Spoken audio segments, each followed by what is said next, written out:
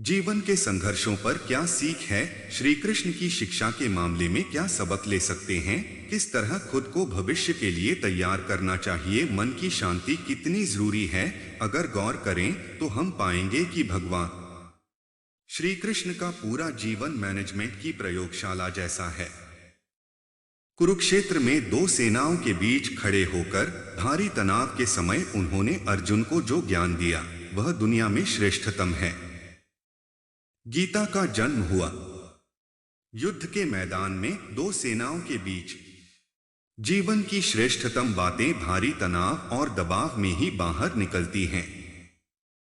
अगर आप दिमाग को शांत और मन को स्थिर रखने की कोशिश करें तो सबसे बुरी परिस्थितियों में भी अपने लिए कुछ बहुत बेहतरीन निकाल पाएंगे। यही सिखाते हैं कृष्ण। गीता पढ़ने से पहले अगर इसी बात को समझ लिया जाए तो गीता पढ़ना सफल हुआ मानो। हमारे पौराणिक ग्रंथों को रचते समय विद्वान लेखकों ने ऐसे ऐसे हैरतंगेज रहस्यों का उल्लेख किया है कि जिसको जानने के बाद हर कोई आश्चर्य में पड़ जाता है।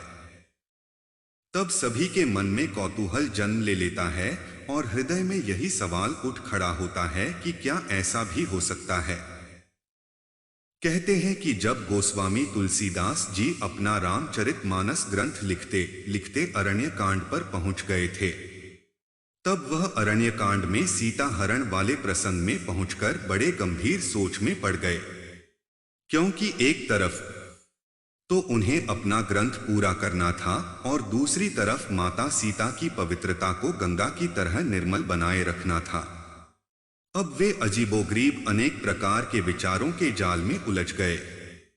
तब आपको जानकर आश्चर्य होगा कि उस समय गोस्वामी तुलसीदास जी ने विज्ञान का सहारा लिया।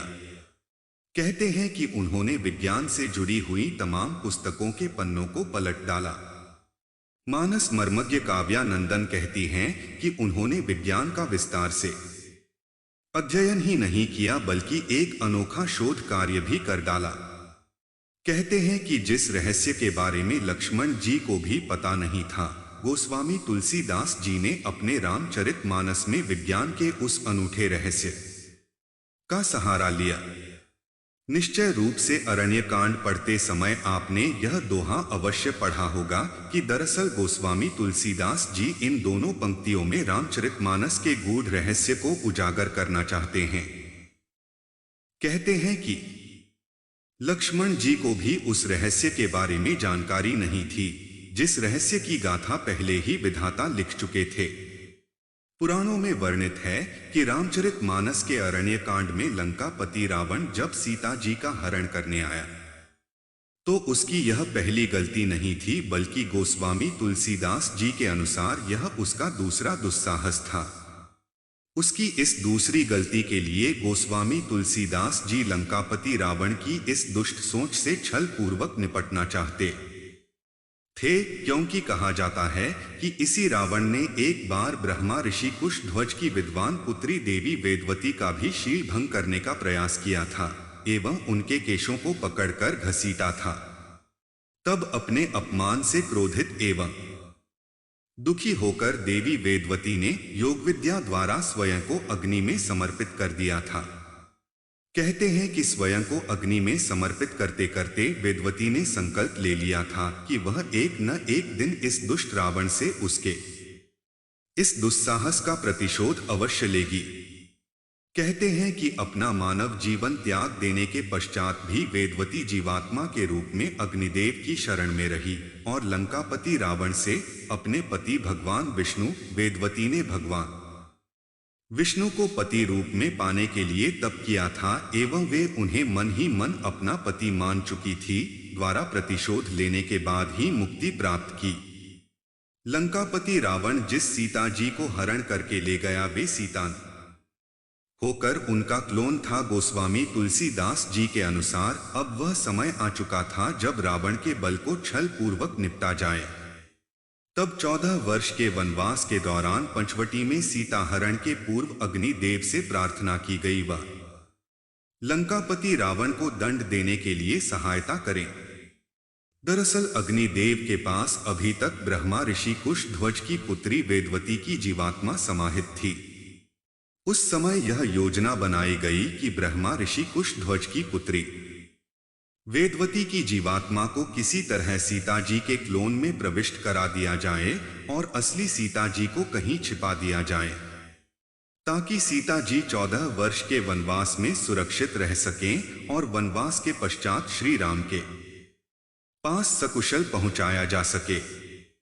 पौराणिक रहस्य कथा, जिसे कम ही लोग जानते हैं, कहते हैं कि तब ब्रह्मा जी ने सीता जी की उंगली से कोशिका लेकर सीता जी के सदृश ही एक पुतला तैयार कर दिया और योजना के अनुसार वेदवती की जीवात्मा को सीता जी के पुतले में प्रविष्ट करा दिया गया।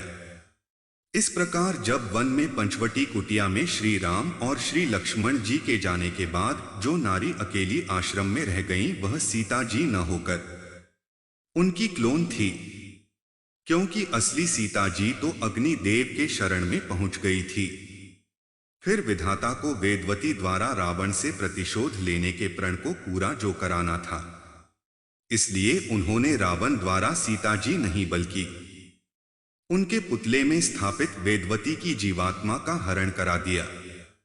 उन वेदवती नामक देवी, जो स्वयं महामाया का ही अंश थीं, ने लंका पहुंचकर रावण के नाकोचने चबवा दिए। रावण क्यों भय खाता था सीता जी के पास जाने से, रामचरितमानस के कई प्रसंगों में सीता जी के क्लोन का रहस्य उजागर होता है। इस बात का तो पुराणों में स्पष्ट वर्णन भी किया गया है कि लंकापति रावण ने सीता जी को अपने महाद्वीप लंका में अशोक वाटिका में कैद करके रखा था। कहते हैं कि रावण जब भी सीता जी पर अत्याचार करने के लिए आगे कदम बढ़ाता था तो धरती में से एक अग्निज्वार फूट पड़ता था, जिसमें भस्म हो जाने के भय से रावण वापस भाग जाता था।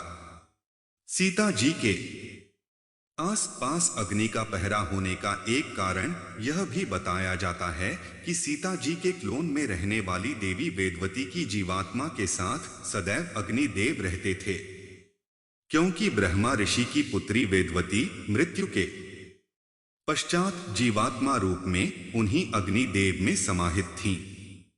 कहते हैं कि एक बार दुष्ट रावण ने सीता जी को मार डालने का प्रयास किया, लेकिन उसी समय सीता जी के काया के अंदर उपस्थित विद्वान देवी वेदवती ने एक अमोघ महामंत्र पढ़कर दुष्ट रावण की तरफ फेंका, जिसके कारण वह घास के तिनके के समान छिटककर दूर जा गिरा।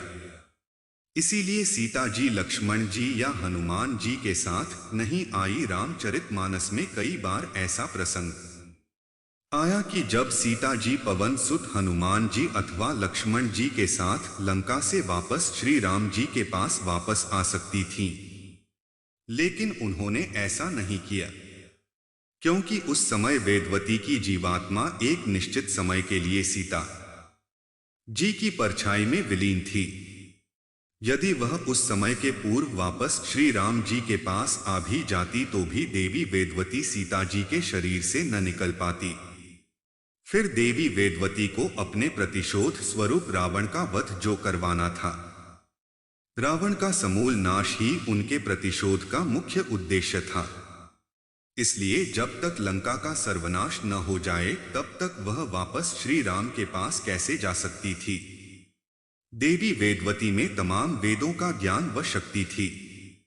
वह चाहती तो स्वयं भी रावण का संहार कर सकती थी, क्योंकि लंकापति रावण द्वारा वेदवती को अपमानित किए जाने के बाद से ही वह प्रतिशोध की अग्नि में तप रही थी। लेकिन इस बारे में अग्निदेव जी ने देवी वेदवती से प्रार्थना की थी कि लंका पहुंचकर वह ऐसा कोई कार्य न करें कि जिससे सीता जी की परछाई का भेद खुल जाए। फिर देवी वेदवती भी भगवान श्री राम के करकमलों के द्वारा ही रावण को उसके कुकर्मों का प्रतिफल दिलाना चाहती थी। कदाचित विधाता ने ऐसा ही रच रखा था और देवी वेदवती यह बात जानती थी। इसीलिए तमाम शक्तियों से परिपूर्ण होने के बावजूद देवी वेदवती ने लंका में अपनी सीमितता बनाए रखी और रावण को मारे जाने तक मूकदर्शक बनी रही। विज्ञान की भाषा में कहें तो क्लोन वैज्ञानिक पद्धति द्वारा किसी जीवित कोशिका से तैयार की गई उसके जैसी ही प्रतिच्छाया है, जिसका रंग, रूप, बनावट असली यानी वास्तविक होने का आभास कराता है। यह क्लोन पशु, पक्षी, पेड़ पौधे, मनुष्य आदि किसी का भी हो सकता है। क्लोन वह प्रतिबिंब है जिसका चेहरा, बनावट आदि वास्तविकता का आभास कराती है। कहते हैं कि देश विदेश के कुछ एक प्राचीन रहस्यमय युद्ध में क्लोन का उपयोग किया गया। दुश्मनों झांसा देने के लिए युद्ध भूमि में राजा का क्लोन खड़ा कर दिया जाता था।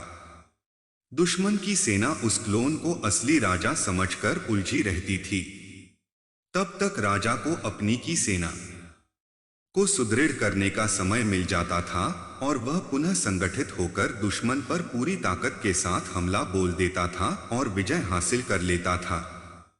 दोस्तों, आशा करते हैं कि आपको यह वीडियो अच्छा लगा होगा, तो हमारे इस चैनल को सब्सक्राइब करें और कमेंट में जय श्री कृष्ण जरूर लिखें।